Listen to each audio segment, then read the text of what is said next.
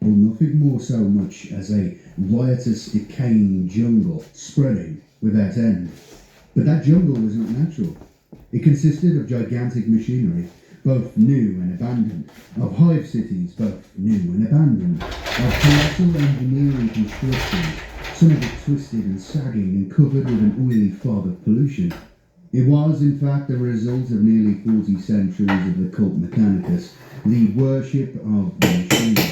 But here it was, and here alone, that the scientific arts had been preserved for mankind during the long dark ages of anarchy, when Earth itself had fallen into barbarism. During that time, the adepts of Mars had rarely bothered to clean up the spoils and derelict production areas. Ever busy with the sacred task of new fabrication, the tech priests of the machine god regarded the work of bygone ages as holy relics. And so the machinery of Mars had proliferated like a cancer, piling over the surface of the planet. Here and there, patches of the original desert were still visible. When the wind rose, the ancient sand came howling over the works of man, pitting and eroding the rusting surfaces, laying down a pattern of red Martian dust over the metal environment. But at the moment, the weather was calm. The wan sun shone serenely through a pink sky. In that sky, long glinting objects could be seen moving in leisurely fashion from horizon to horizon, following one another in a continuous train.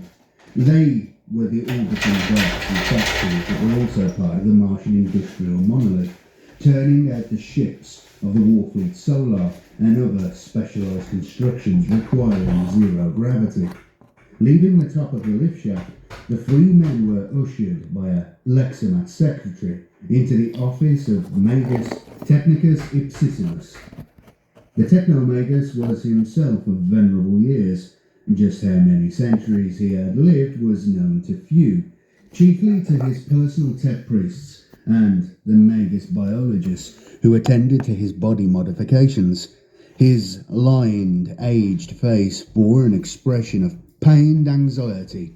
Clad in his scarlet robe and seated at a desk of electrum inlaid with sapphires, he conducted a conference with a visiting emissary of the inquisitorial representative. He was one of the High Lords of Terror. He barely seemed to notice the entrance of the prisoner. The emissary, wearing a rich blue tabard and matching cape, was listening carefully to the Technomagus's words. "It is 178 years," Ipsissimus was saying, "since the Inquisition sent a null ship into the Eye of Terror. The reason is simple. Of the previous 20 such spy ships dispatched, none have returned or succeeded in sending back any useful information." "The Eye is an extremely dangerous place," the inquisitorial representative pointed out smoothly. "Best left alone in some people's view." "Ha!" Ipsissimus waved his hands in exasperation. "Left alone? To wreak whatever havoc it can? Yes, I know, people have different opinions as to the dangers it represents. Not everything is made known. But you of the Inquisition surely know better than anyone else that it is in fact the greatest peril to face mankind. Come now, do not frown. I mean no disrespect to the Inquisition. There is no point in sending out men and ships to sure destruction without purpose. Still, the problem rankles. It has annoyed me. So I have put my mind to it over the past few years. I have engaged myself on a new type of null ship. It has 10 times the screening of the old model. It could cross the eye from end to end without being detected. It is better armed and larger, so it can carry more fighting men if it is detected. And it is fortunate that I have so exerted myself." The emissary politely ignored the Technomagus's boastfulness. Age had its privileges. "Is such a ship practicable?" he asked thoughtfully. "Is it even possible? I recall the difficulties with the old null ships. They were more an act of desperation than anything else, and were believed to be the best that could be built." "You may safely leave that to the ingenuity of the Adeptus and of myself in particular.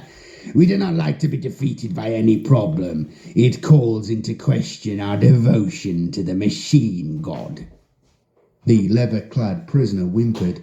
He had been silent until now, standing by the side of the room with one arm expertly gripped by the guard, gawping through the thick glass-eyed windows, deaf to the conversation taking place nearby. To be transported from the depths of a dismal dungeon to the height of this tower, 3 imperial miles above the surface of the planet, standing in real sunlight and open to the view of the panorama below, left him even more stunned than had his previous experiences. He shrank as faces turned towards him, and words in an unfamiliar, intimidating Gothic dialect began to wash around him. This young man was about to be burned as a witch on some emperor-forsaken planet or other, Technomagus Ipsissimus was saying. When he was picked up by agents of the Adeptus Telepathica, he is a very strong psyker, very strong indeed, one of the strongest ever found in a number of respects. It was judged he would burn out too quickly to be worth training as an astropath, so he was sent to serve the Astronomicon. Even there he was rejected on account of his instability. Even the Astronomicon has its requirements, it seems. He was handed back to the Scholar Psychana for review, and would have been sacrificed to the Emperor like any other uncontrollable psyker, were it not for certain visions he recounted. As these bore a relation to my null ship project, I've had him transferred here. For one born with such a disability, he seems to have had an unusual degree of luck to escape death so regularly, the emissary said with a wry smile. That may not necessarily be the case, the Technomagus murmured. What do you make of him, Lexicanian? The librarian regarded the primitive psyker again. He seems not to have fallen foul of demonic possession in any form, which is unusual in one of his advanced talent. His luck, again, perhaps. He is tormented and very unstable, mainly due to the fact that he lives in constant terror. Terror? Yes, terror. Get him to tell us about the Eye of Terror. At the mention of this phrase, which the psyker had failed to hear earlier while his mind was on the landscape below, he now let out a great howl. The door! The door! Flee! The door is opening! The door is what he calls the Eye of Terror, Ipsissimus said gravely to the emissary. A poetic phrase, a cosmic door into the warp. His visions are fragmentary, but the Scholar Psychana are convinced he has seen that something significant is happening there, something we need to know about. Therefore, I propose we send the new null ship into the Eye. Perhaps it can find out. He made a gesture. Allow me to introduce Epistolary Librarian Marsh Tuma of the Purple Stars chapter of the Adeptus Astartes. Conditional on your approval, he will accompany the mission and act as astropath, should it become necessary to try to dispatch a message out of the Eye. The Technomagus's wheezy voice paused. The emissary turned his gaze to the librarian for the first time, nodding in cool but genuine respect. Any space marine, because of the ancient, though indirect link with the Emperor, was regarded with a measure of awe, quite apart from his almost superhuman qualities. At that moment, the wild psyker, in one convulsive movement, broke free of the guard's grip. He threw himself to his knees before the aged Technomagus and spoke with a strangled, desperate voice in the vowel-twisting accent of his home planet. Noble sirs, I beg you, please do not kill me. Kill you? The Magus echoed, raising his bushy eyebrows. We weren't thinking of killing you. With a supercilious curl of his lip, the emissary of the inquisitorial representative looked down at the fawning captive. What would you like us to do with you, young man? Make me unconscious, like a vegetable, and keep me alive forever. Do not let me live. Do not let me die. If I die, my soul goes to the other side of the door. He means the warp, my lords, the librarian offered. He has seen into the warp and fears what he has seen. Tottering forward, the venerable Technomagus took the psyker's arm and brought him gently to his feet. Take heart. You are to be of great service to the Imperium. You will have brave companions. You are to go into the Eye of Terror, the place you call the door. Your talents will be of use there, with others like yourself. Emperor willing, you will find out what is really going on. When he heard this, the terrified psyker's body went rigid. His eyes bulged. With a strangled yelp, epistolary librarian Mashuma staggered back and raised his hands to his head, as if he had been struck a physical blow. The emissary of the inquisitorial representative and the Technomagus both flinched as well, for although he had not made a sound, the psyker had uttered a mind shriek, a psychic scream which tore through every living consciousness around him.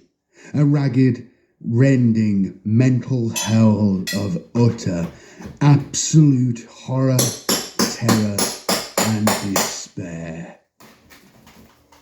Chapter 2. Dread Mission. To the ordinary view, the great swirl of close-packed stars, designated by the Imperium, the Eye of Terror, resembled just what the name implied. A baleful, glowing eye glaring in space, set like an evil jewel in the northwest of the galaxy. To many, that was all it was.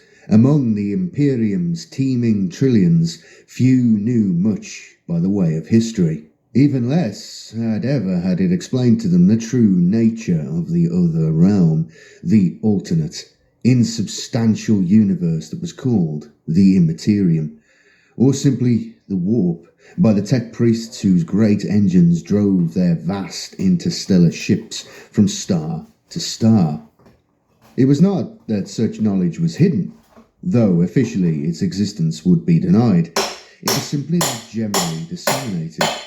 And so, to many of the more educated, the idea that the warp was a realm of chaos inhabited by spirits, monsters, and demons was either ignorance, the stuff of myth and legend, or else rank superstition.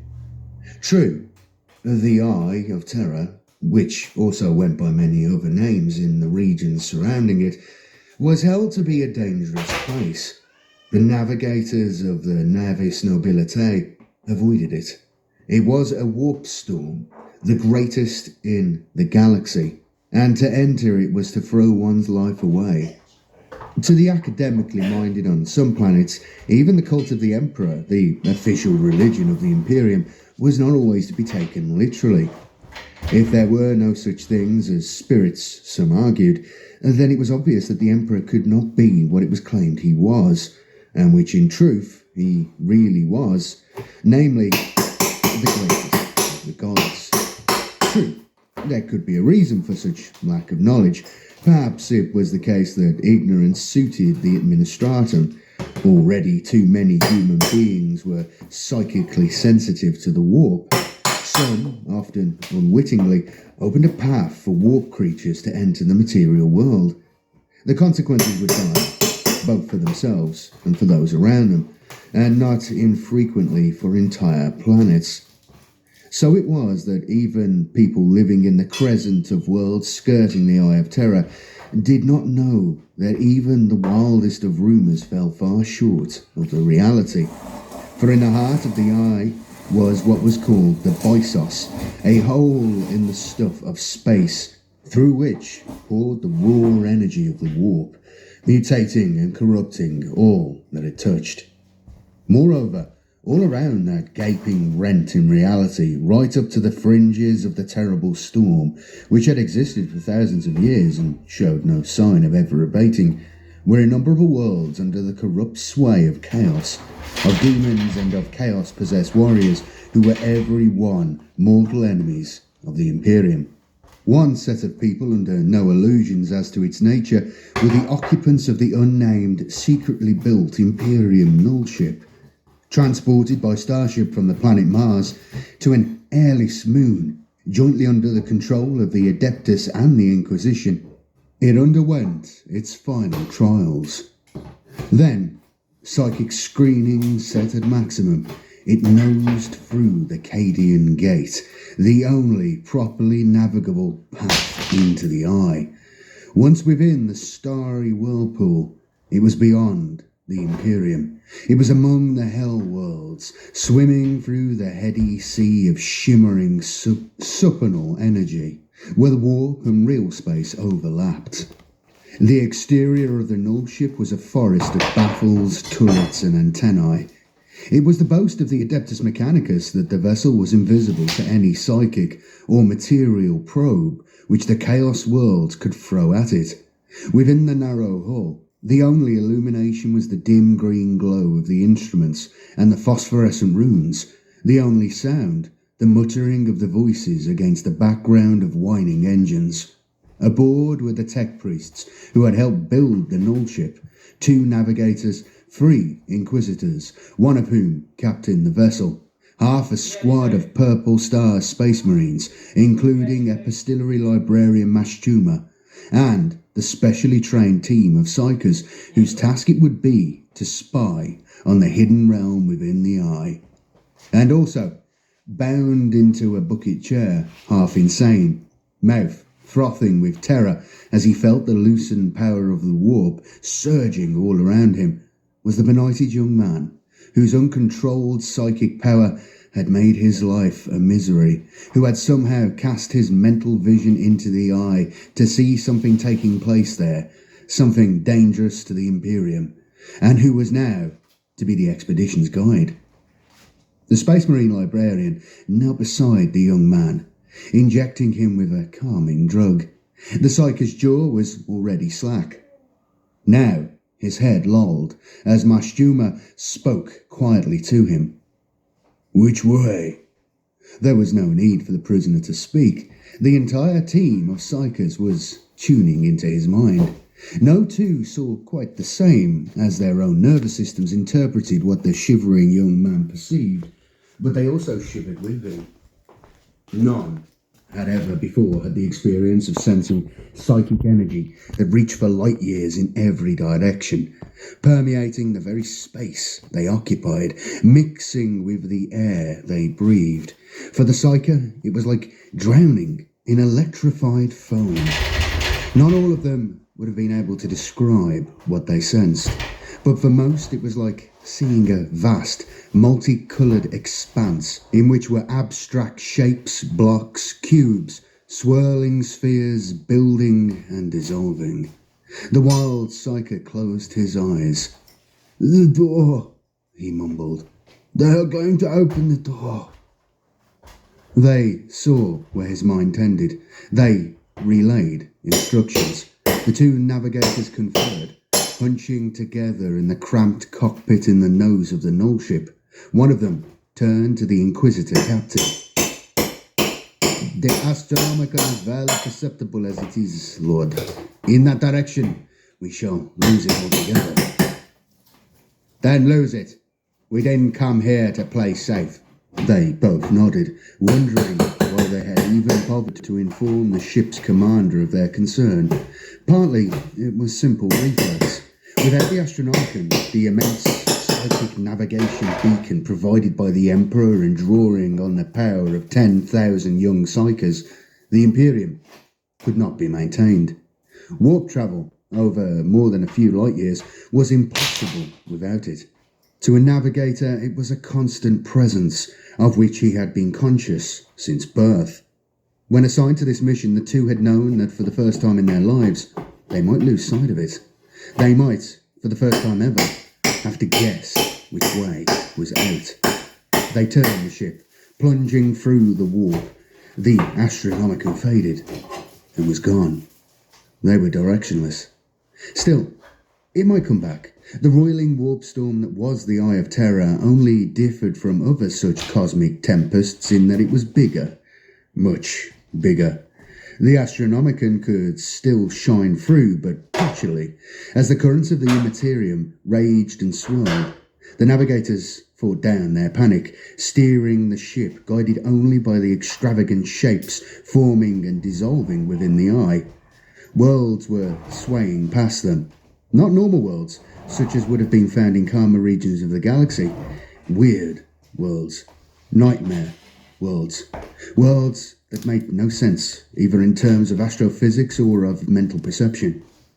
It was as if the darkened, cramped interior of the null ship was an iron bullet of rationality in an insane universe. As if it had no right to be there. In truth, it did not have any right to be here. Despite its adamantium strength, the hull of the ship creaked as it sank further into the eye, like a submarine diving too deep and coming under intolerable pressure. But the pressure was not physical, it was psychic. The screens were groaning as they strained to keep the worst of the storm out. Here was the place I saw. The thought came from the wild psyker in a blaring warning, like a baby crying for its mother. Now came the moment of maximum danger. For the spy team to probe clearly, the screens would have to come down for a brief interval, leaving the null ship visible, should any demon or renegade psyker be looking this way. The ship's present position was too dangerous. Should they unscreen in the middle of a particularly violent warp torrent, the minds of all aboard could be ripped to pieces. The null ship drifted, allowing the current to carry it into a calmer backwater, where it emerged from the warp, insofar as that was possible in this mixed realm of warp-real space overlap. The screen came down. For the psychers, it was like having a glass window wiped clean of obscuring mud and grease. They were given a clear view over a distance of 50 light years. Minds of the strangest, most perverted sort revealed themselves to their gaze on planet after glowing planet. But that was not all. The works of those minds were revealed too. The works of minds and hands and manic, distorted machines. A shocking panorama opened to the psychers' view. They saw construction yards for interstellar warships on continent after continent, on planet after planet. And for those warships too massive to be lifted off a planet except by magic, construction docks in orbit, or in what seemed to be a miasma, floating in some strange region which was nowhere at all. Battleships. Battleships by the hundred. Too many to be counted. A panoply of military power for which there could be only one reason. To challenge the Imperial fleet. An armada. A great invasion battle fleet was being prepared. It's impossible. The Inquisitor captain snarled in protest as the terrible news was relayed to him.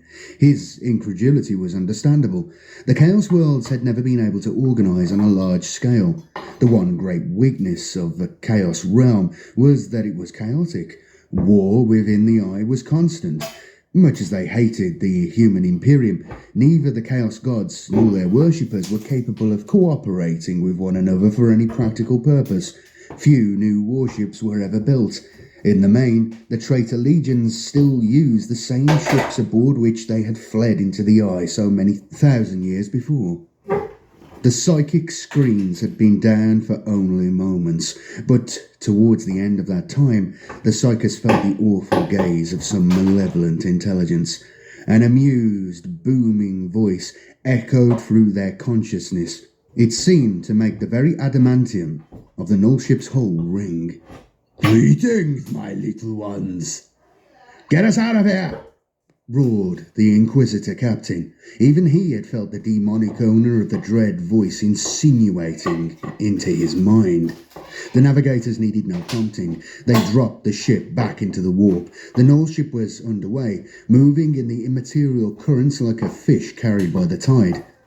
"We cannot see the Astronomicon, Captain," Just get us away from here, as far as we can, until you find it. Yes, Lord. Not knowing which way was out, it was a suffocating feeling, a panicky feeling. Ignoring the flimmering horrors all around them, the navigators plunged the spy ship into the endless depths. No, surely this could not be right. They were sinking. The warp was getting denser, harder to peer through. Many navigators had learned the trick of seeing in more than 3 dimensions, of being able to understand shapes and labyrinths in 3, 4, 5, even 6 dimensions. But this was different. A writhing maze stretched all around them. But it was a maze in 100 dimensions at least. It was impossible for any human mind to unravel it. Which way? Which way? Gag that idiot, somebody! The Inquisitor captain barked. He gestured at the wild psyker, whose last shreds of sanity seemed to have gone now. The young man sagged in the chair to which he was bound, drooling, eyes closed, a continuous bleating sound coming from his open mouth. The navigators conferred briefly. They agreed that there was no wise choice to be made. Everything depended on pure chance. They spun the null ship, selected a direction at random, and continued on. Librarian Marshjuma stuffed a cloth into the wild psyker's mouth and taped it over. The sound of the man's straining breathing was the loudest noise to be heard. The presence of the demon had faded. How far away had the chaos being been when it had called to them? Light years away. In real space, probably. Perhaps no distance at all in the warp. Time and distance did not have the same meaning here in the Eye of Terror. At length, the multidimensional swirl flattened out. The mad extra dimensions dropped away, folding up like a cosmic house of cards. Then, as one, the navigators breathed a fervent sigh of relief. From far off, in their warp vision, came a faint, pearly glow. Pure light of a holy beacon. The light of the Emperor, shining even here. Mentally intoning heartfelt prayers of thanks, the navigators again turned the nose of the ship, seeking the way back to the Cadian Gate. Then, without warning, the null ship spontaneously dropped out of the warp. It was in real space, or what passed for real space, in this infernal region of the galaxy. The twin engines were gunned again, without result. The ship stubbornly refused to make the transition to the realm of the immaterial. After inspecting the instruments, the crewmen looked at one another questioningly. Was this some unrecorded feature of the warp? Could it be what had happened to the other null ships? Had they simply become stranded? Or was it enemy action? A tremulous voice rang out in the near darkness. Unknown vessel approaching. Pale phosphorescence lit up their faces as they leaned towards the scanner screens. The vessel on course for them was a Chaos ship, no doubt of that, and it was close. From this distance it was possible to estimate its size. Though not large, not much bigger than the null ship itself, it evoked fascinated awe in the watchers. The tech priest spoke up. Strange. Despite all the, embellishments, shall we say, I recognize the design. It was built in the Martian orbital yards, perhaps 10 millennia ago. The design was discontinued after the Horus Heresy, and yet it looks brand new. Except, of course, for the embellishments. The embellishments, as he called them, were quite grotesque. It was as if the small space cruiser had contracted a cancer, or had mutated, putting forth flesh-like protuberances. In places it seemed squashed, in others bloated. A pair of gigantic coral-coloured claws sprouted from its front end. Fronds, walls, and fins, brilliantly hued in green, lavender, and scarlet, gave the main hull the appearance of an exotic fish. The pilot navigator fed power to the real space motor. It was no use. The Chaos cruiser easily matched their velocity and continued to close in. The null ship had no external armament, but on the other hand, the approaching ship gave no sign that it intended to use its own. It came directly on, its great claws extended and reaching out. Prepare to repel boarders, the Inquisitor captain ordered. He had already guessed what was about to happen, despite its seeming impossibility. The Chaos ship expanded and filled the view screen as if seen through a magnifying glass. There was an ear-shattering crunching noise, accompanied by brittle snapping sounds, and followed by the hiss of escaping air as the curved wall of the long, narrow cabin caved in. The enemy cruiser's claws were chewing through the pure adamantium of the hull. All except the Astartes reached hastily for breathing masks.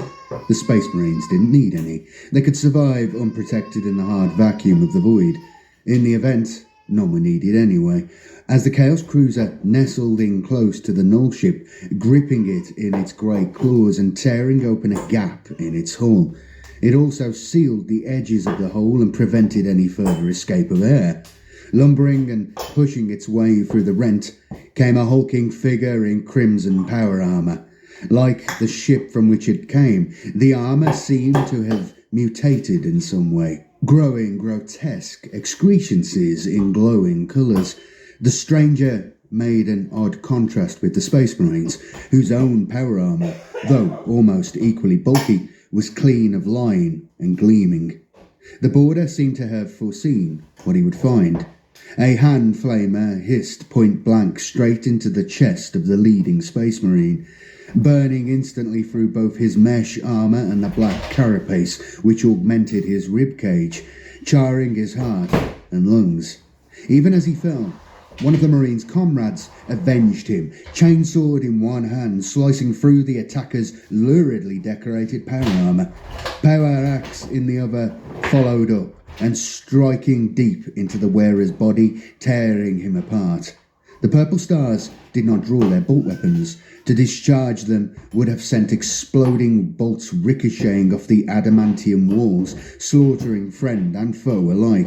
Their weapons were chainswords and power axes, and with savage cries they rushed to the boarding point, where already other bestial invaders were forcing themselves through the rent. Beyond it, a red glow could be seen, from which, as if emerging from the heart of a furnace, came more Chaos warriors, similarly armoured. Mashtuma found he could not immediately identify from the intricate designs which of the ruinous powers they served, if any. Not all Chaos renegades had pledged their allegiance to any particular disgusting deity, but scurrying after them were creatures that might once have been human and were completely naked. They waved long pincers in place of arms, had hooves instead of feet, and legs of goats, and the faces of horned beasts. They carried no weapons. Their pincers were razor sharp. A kick from their hooves could smash a limb or break a back, as they quickly proved. The intruders did not in the least mind firing flamers and bolters in the pipe-like cavity. They brought pandemonium with them. The team of psychers cowered as the Marines fought hand-to-hand with almost twice their number of armoured warriors, in a display of wanton ferocity.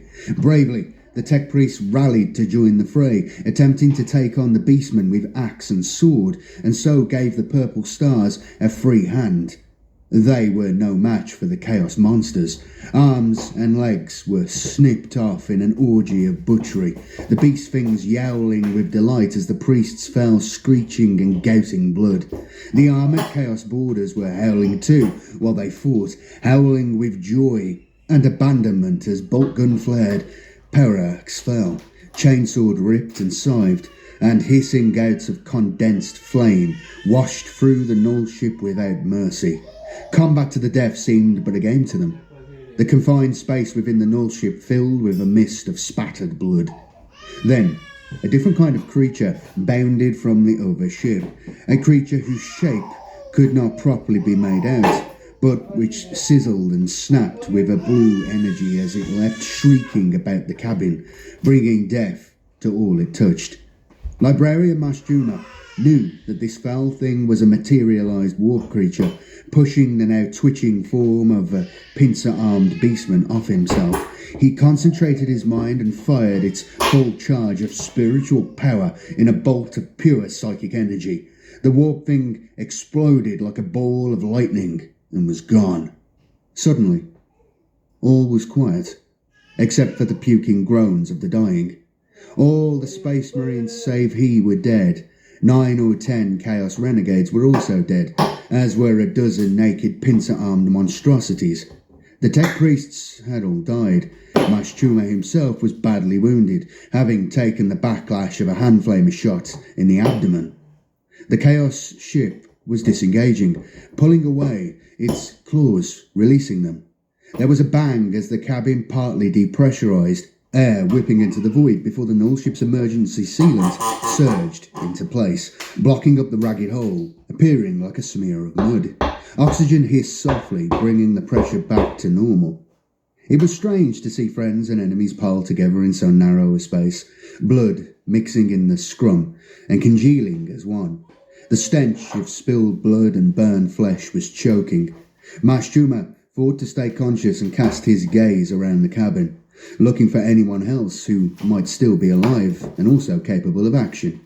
Forward in the nose of the ship he saw one of the two navigators, his head smashed to a pulp. Then, beside him, the second navigator, one arm a bloody mangled mess, raised his head, his face twisted in pain, and looked at the librarian in despair. Glancing at the external view screen, Librarian Mashchuma saw the Chaos Raider retreating. "Try the warp engine," he gasped. The navigator obeyed, pulling himself into the pilot's seat. With his good arm, he pulled down a control lever, intoning a prayer, though the words came through gritted teeth. The ship dropped into the warp. "Get us out of here," Mashchuma ordered in a faint, gravelly voice. "Get us back to Cadia." He did not know if the navigator could stay conscious for long enough to carry out that duty, or indeed would live that long. The few groans to be heard were dying now, as life slipped away from those who could still feel pain. Among them was the wild psyker, the poor young wretch who had escaped being burned as a witch on his primitive home planet, who had escaped death at the hands of the Adeptus Telepathica, who had escaped being sacrificed to the Emperor as a morsel of psychic food, of whom no one had ever even bothered to ask his name, and who now was to suffer the fate he dreaded most, as the lifeblood drained away from his smashed chest cavity, and who uttered a faint, final, whinnying cry of despair, as he felt his soul being sucked into hell. "A Black Crusade is coming."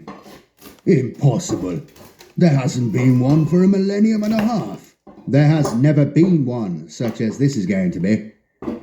The private office of the Lord Militant Commander of the Imperial Fleet's Segmentum Obscurus was a place given to calm and quiet. The wood panels lining the walls were carved with scenes from the fleet's glorious past. Battles fought, worlds subdued, planets destroyed, relief ships got through in apparently impossible conditions. Carved there too were the bleak figures of commanders of the past, in full dress uniform, breasts covered with medallions, staring out from the grained wood as if grimly reminding the present incumbent of the gravity of his duty. Seated with the commander around a table of mahogany inlaid with platinum were all his admirals in high-collared dress jackets. He had just finished giving them as much information as had been brought back by the stricken null ship sent into the Eye of Terror by the Inquisition, aided by the Adeptus Mechanicus. Only one man had returned alive aboard the damaged spy ship, the inside of which had resembled a carnal house. That had been the once surviving navigator who had guided it back to Cadia. Luckily, the librarian who had accompanied the Purple Star's detachment, Mashchuma, had recorded a full report before he, too, died of his injuries. In a final act of heroism, he had even managed to remove the prognoid glands from the mangled bodies of his fallen comrades for reseeding. The librarian's report was still being exhaustively studied and evaluated, but it was the overall commander of the Segmentum Obscurus, Lord Militant Commander Drang, who would have to make a decision. The Eye of Terror lay within Obscurus, one of 6 segments with which the Imperium was divided, and here, at Cyber Mundi, was based Battlefleet Obscurus, the force which would have to be committed if any action was to be taken. Judging by the reports before him, there definitely would have to be action. and soon. No one knew how many human-inhabited worlds lay within the Eye of Terror. Conceivably, there were as many as there were in the human Imperium itself, and conceivably those worlds were just as densely populated. Sometimes the Eye was called the Imperium of Chaos, though that was a fancy misnomer, because it was not an Imperium at all, but a disorganized melange. If the Chaos Powers had finally learned to organize themselves, then the prospect was terrible indeed. The Imperium itself would be under threat of being overrun. The 10,000-year ordeal of torture the Emperor had imposed on himself to preserve humanity from the horrors of chaos would have been in vain. Gentlemen, Commander Drang said in a soft voice, it is not hard to guess the enemy's intention. This is not the first time he has come out of the Eye in a crusade to conquer surrounding star systems. Such crusades have always been contained and defeated in the past. But what has now been revealed is on a different scale. The enemy is building a battle fleet large enough to overwhelm Cadia, the guardian of the Cadian Gate, from where he will be able to invade all the worlds fringing the Eye to the galactic south. These worlds will give him a base from which to launch a war in the Segmentum Obscurus and beyond. He will lose that war, of course. Indeed, I do not believe he will break out of the Segmentum, but it is our duty to see that such a war does not take place. Gentlemen, we must define a strategy. Drang paused, raised his chalice and breathed deeply of the fumes given off by the mixture of sweet herbs smouldering in it. The others, following his example, breathed from the cups before them. The youngest of his admirals, who perhaps had not yet learned to refrain from questioning anything the commander said, took the opportunity to speak. My lord, can we trust the reliability of this observation? No Black Crusade has held together before, and all we have is the reports of psychers, not hard evidence. Since that report, a second null ship of the old design has also been sent into the Eye, though without Space Marines aboard. It failed to return. However, the Imperium's most powerful psychers have directed their powers into the Eye. They confirm that there is something afoot there, something unprecedented and very dangerous. Letting the herbal smoke drift leisurely from his nostrils, Drang surveyed the gathered admirals with his one normal eye and the implanted monocle, which jutted out a good 2 inches from his right eye socket. The admirals stared back stoically, meeting the stony regard. None dared flinch or allow his gaze to waver. The sporting of visually enhancing monocles was something of a tradition in the Obscurus fleet, but the one worn by the Imperial commander was different. It was a replacement, not an aid. Everyone knew the story of how he had lost his right eye when a young fleet captain and an engagement with Orc raiders. He could easily have had the eye replaced with another natural one. Instead, he had chosen to have the present prosthetic fitted. It was said to be unique and irreplaceable. There were even some dark rumours concerning that monocle. Some said it had been made by a tech priest of genius whom Dang had murdered after the fitting to preserve its uniqueness. Another version of the story gave the monocle an alien origin. Drang then having ordered the exterminatus of the entire alien planet, again to satisfy his craving to own something unique. Whatever the real story, it was a matter of record that Drang had boasted that, standing on the upper deck of a battleship in hard vacuum, he could spot an enemy warship up to a half light year distant. Here is my proposal, gentlemen, Lord Drang said. We shall serve the Emperor by removing the threat at the outset. This will be a maneuver which has never been carried out before. An incursion by massed naval forces into the Eye. The object being to annihilate the invasion fleet while it lies in the construction yards. We shall go in through the Cadian Gate and hit them before they know what is happening, then withdraw just as quickly. He shrugged. A pity. We cannot land ground forces and fortify a few planets too. But such an action is ruled out at a very high level. The Eye of Terror is the strangest of places, as you are all aware. The Adeptus Terra believes the risk of mental contamination is too great to allow Imperium forces to spend any length of time there. When Drang uttered a proposal, everyone present knew he was issuing an order. Here was a plan, daring to the point of madness. But one did not argue with the Lord Militant Commander. Discussion would be limited to ways and means of effecting the aim Drang had outlined. Gothic-class battleships, supported in the main by Styx and Hades-class heavy cruisers, will make up the bulk of the task force, he continued. All those in Battlefleet Obscurus, except those that must be held in reserve, will be committed to the attack. And after I have consulted with my good friend, Lord Militant Commander Investicone, I am sure we can confidently expect substantial elements of Battlefleet Pacificus to join us. Drang gave a mirthless smile. Investicor will not want to leave all the glory to me. The servitors brought more dried herbs to refill the golden chalices. An invigorating mood of grim determination took over the Admiral's conference. The planning talk went on, far into the night and beyond the next dawn.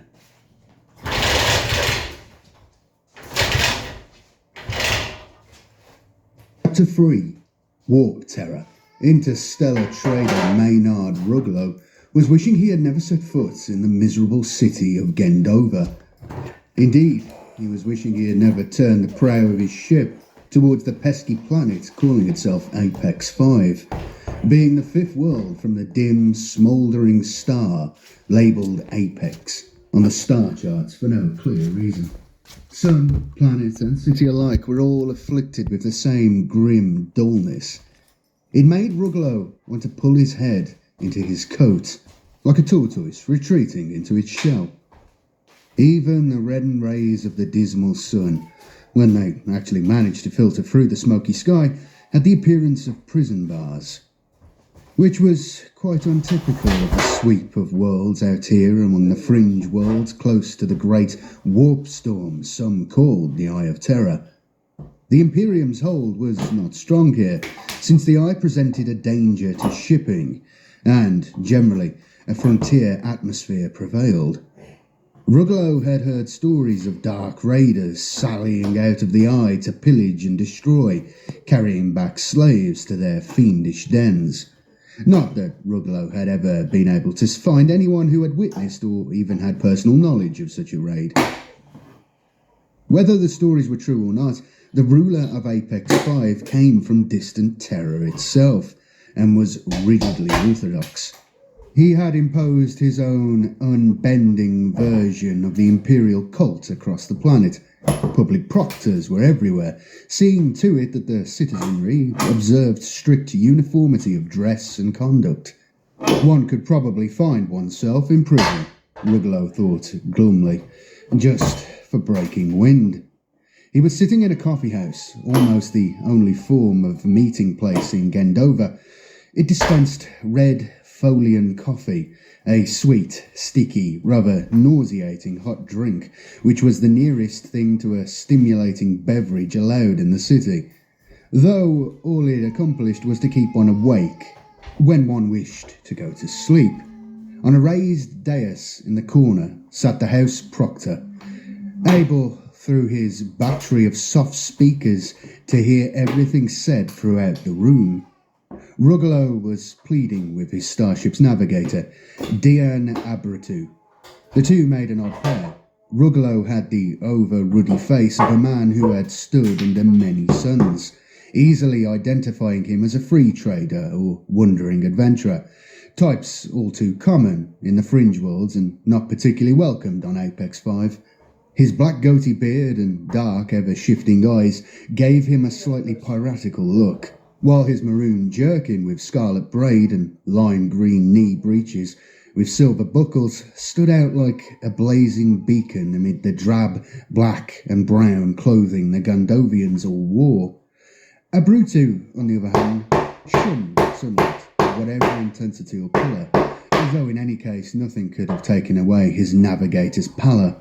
and like most of his kind, wore subdued colours. His gaze was downcast as he listened to Ruglow's words, the red bandana across his forehead concealing his warp eye. Things will get better, I promise. A regretful frown on his broad face, Abruzzo politely but firmly shook his head. I'm sorry, Captain. You said that too many times before. Everything you touch turns to dust. You haven't paid me for nearly a year now. I'll pay you everything you're due. The very next contract I get, even if it leaves me with nothing.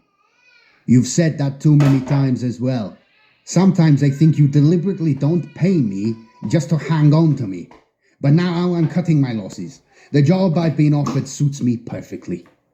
On a pilfering, regular line, with a hereditary charter, under a captain who can't trade anywhere else even if he wants to. Where's your sense of adventure? I haven't got one, Abruzzo stated calmly. You're the one with the sense of adventure, and if I may say so, it's about the only kind of sense you have got. Ruglow groaned softly to himself. Everything was slipping away. He couldn't operate at all without a navigator. All he had left now was his ship, the Wandering Star, for which he had a deep affection, perhaps because of its advanced age more than in spite of it. That, and the trader's charter, of course. The letter of marque. He twitched his head as if brushing away flies. It didn't do to think about that too much. It looked as if he wouldn't have the Wandering Star much longer either. Thanks to Abruzzo's defection, it was now stranded.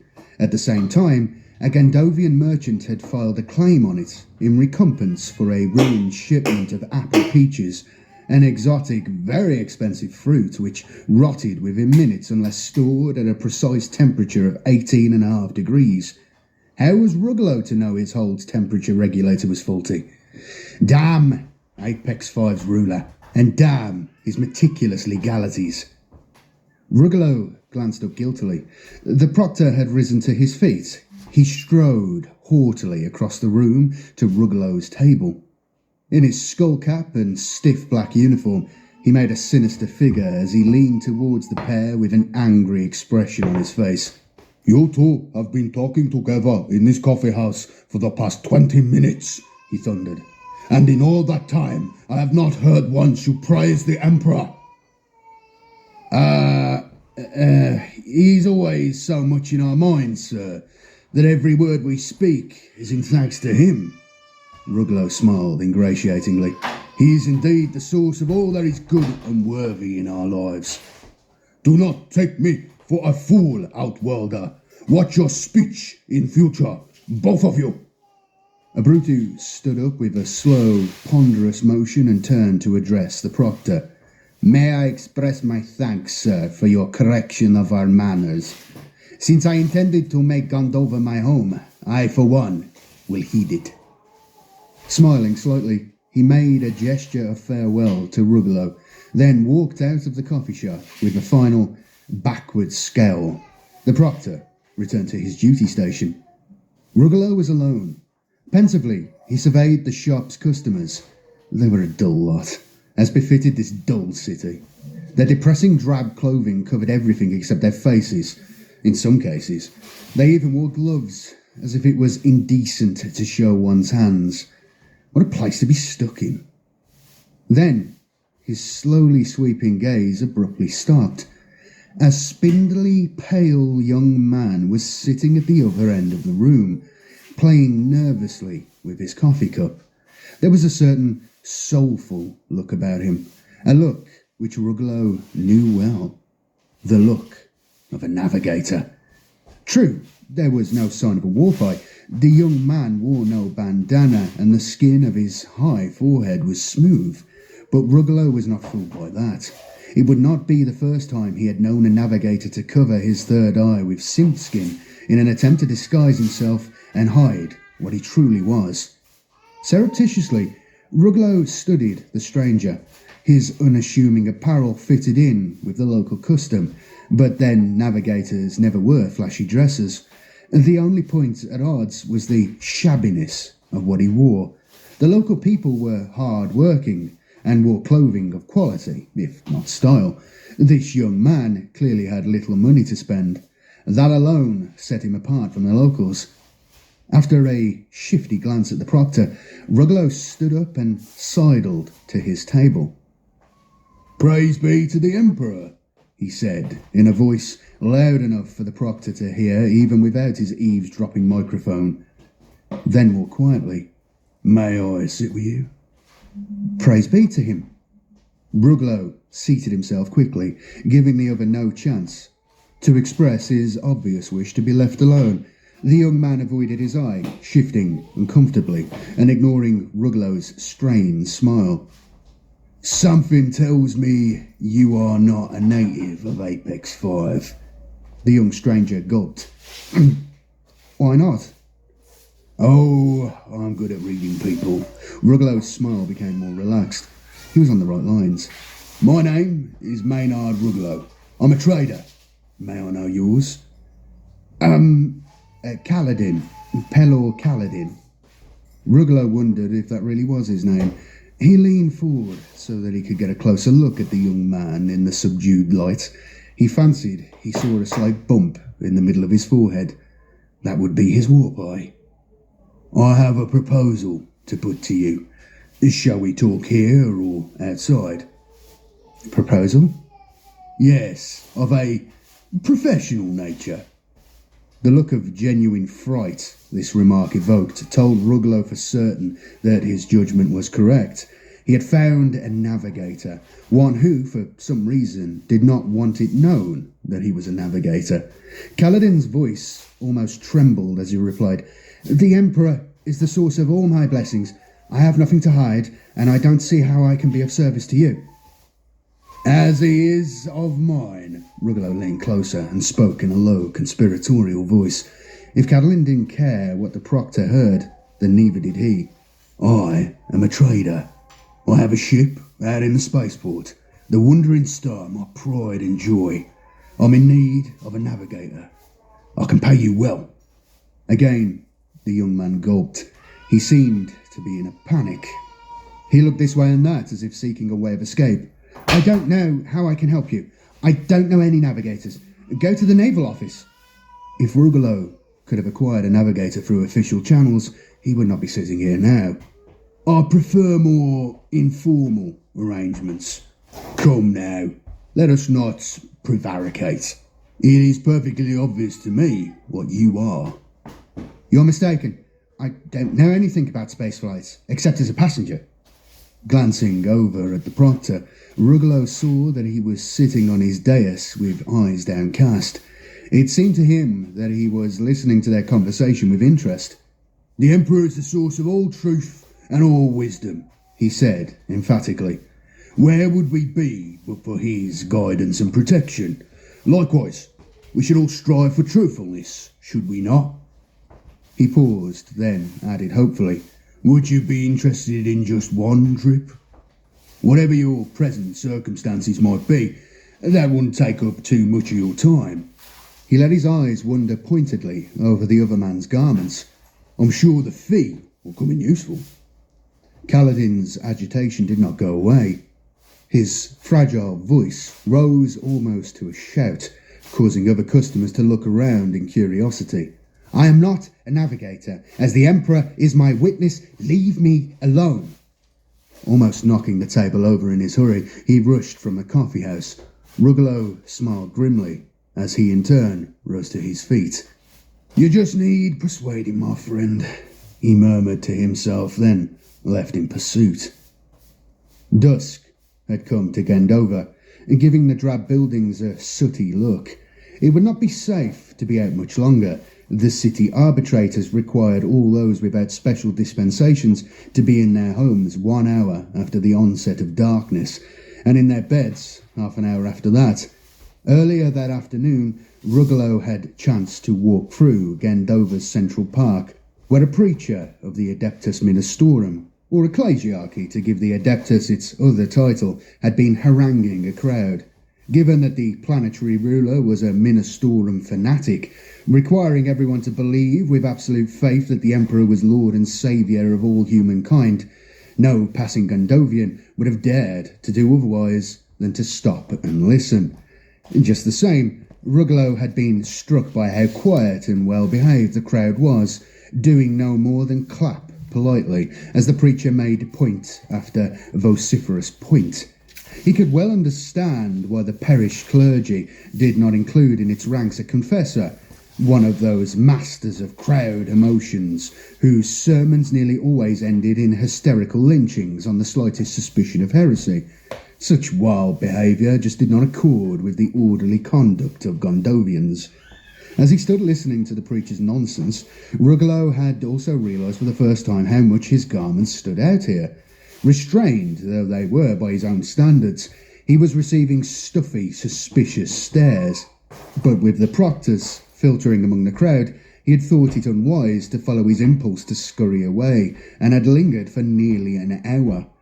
Now the street was full of people hurrying home. He looked up and down and saw a dark-clad figure hurrying around a corner. It had to be the disguised navigator. He was nowhere else in sight. As fast as he could stride without actually running, Ruggalo followed. He found himself in an empty cul-de-sac. There was no sign of Kaladin. He ran to the end of the narrow side street and discovered an alley running at right angles, parallel to the main road. His quarry must have hoped to use it as an escape route, which meant that he had been afraid Ruggalo would come after him. As he jogged up the alley, Ruggalo asked himself the reason for the young man's odd behaviour. Could it be that he was an outcast, expelled from the Navis nobility for some crime or misdemeanour, even forbidden to practice his profession perhaps? Oh joy! A solitary abandoned navigator cast out of his house, with no means to earn a living. Just what Ruggalo needed. With a suddenness he had now come to expect after the 2 or 3 days he had spent on the planet, darkness closed in, the last few gloomy rays of Apex's light failing to penetrate the cloud-polluted sky. The dimmest of dim streetlights took their